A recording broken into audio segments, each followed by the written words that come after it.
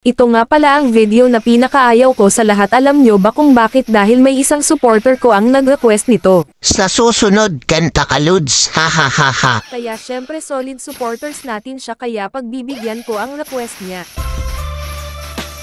High school ako ay puno ng alaala na hindi malilimutan, lalo na nang makilala ang babaeng nagbigay sa akin ng inspirasyon, na gumawa ng homework at makinig sa leksyon. Kaya nag-aral ng mabuti para sa aking future life, at lalong-lalo na para sa aking future wife. At kapag break time, lagi tayong magkasabay. Kinikilig ako pag hawak ko ang iyong kamay, habang tayo ay naglalakad pag tayo'y pauwi.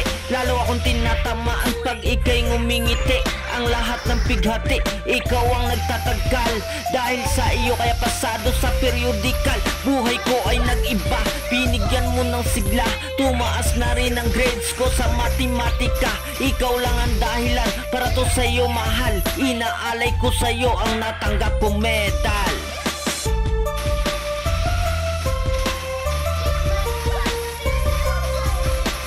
Buhay ko ay nag-iba, buhay ko ay gumanda, at marami ang bumilib at marami ang nagtaka. Ganito pala ang feeling pag ikaw ay nagmahal. Araw-araw at gabi-gabi akong nagdarasal na sana'y ikaw na nga ang inilaan sa akin. Makasama ko sa buhay para aking mahalin. Nang ako'y iyong sagutin, muntikan akong madrap, pero dahil sa iyo naabot ko pa ang ulap. Ngunit ang kapalit, bakit ka biglang nagbago? Lagi kang tulala at parang lagi kang kabado. Hindi ka pumapasok, san ka nagpupunta? Bumababa na rin mga grado mo, ano ba ang problema? Nang kausapin ka, bigla ka napaiyak. Mabigat ang iyong dala-dalayan ang natiyak. Nang ikaw ay tinanong, hindi mo ko sinagot. Tumakbo ka pa, alis na para bang ikay takot. Bakit?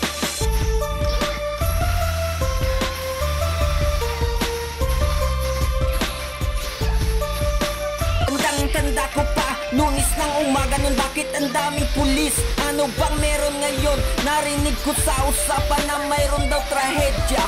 4th year students ang nakita sa kubeta, at nang inilabas, labis kong ikinagulat, pagkat ikaw ang biktimang kanila buhat-buhat. Ikaw ay nagtapat sa sulat mo sa dingding. Ikaw ay ginagahasan ng iyong amain. Ang mga pangarap ko ay parang nawala.